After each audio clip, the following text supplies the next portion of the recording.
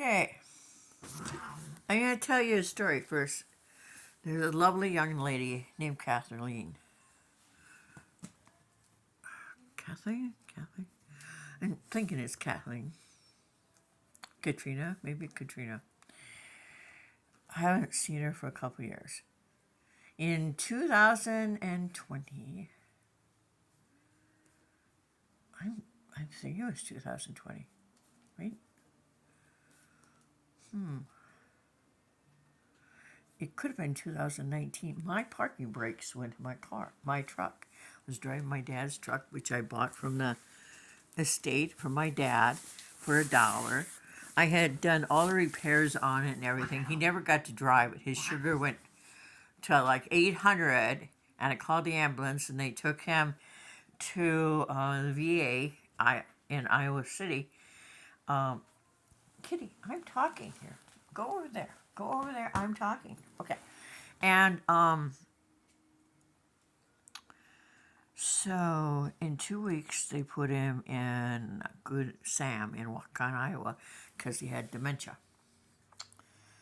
And so I was driving Dad's truck, and once on campus, because I went to Luther College, by Corin, which was the old library, and my favorite building, is my advisor worked there, and they had a computer lab that had been dollied up from another professor that I loved, Dr. Deb Fordyce, who is retired now. There is no retirement for Dr. Deb, true Iowan. She worked at a restaurant, went back to teaching, taught for a couple years, second grade music class. She taught at Clark, I think Clark for a while. And she wanted to get back to bass tactics. She's got her degree in education and teaching, not teaching, music, like her husband. And so, anyway, my parking brake slipped, and my truck rolled backwards into someone's car. Of course, she worked in the office there, and she had a husband that actually was handy.